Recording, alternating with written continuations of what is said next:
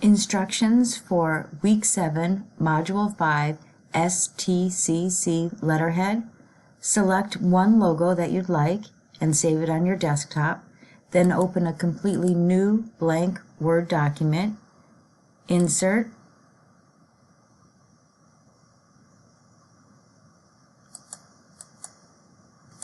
Pictures. This device. And select what other logo you'd like. And insert it, and we're probably going to make it a little bit smaller because you want to type the stick address over here.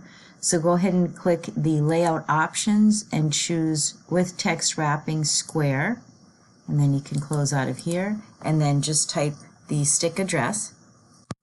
When you press enter, you get a bigger gap between each line. If you hold shift and press enter, it stays closer together. Shift, enter.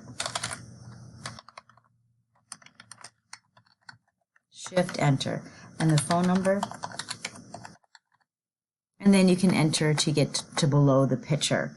And what we'd like to do now is put like a nice thick dividing line. So go to Borders and Shading, select Borders and Shading, choose box. I know it's a whole box, but we'll customize it after.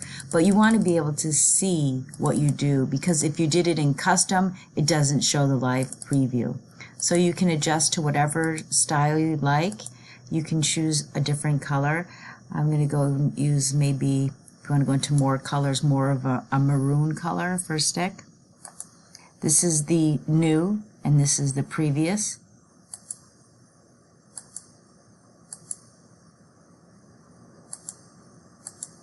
I got that one. Click OK. And then if you want to change the thickness, you can.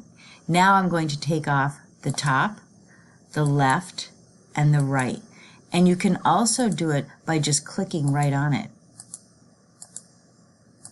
So you just have the bottom and then click OK.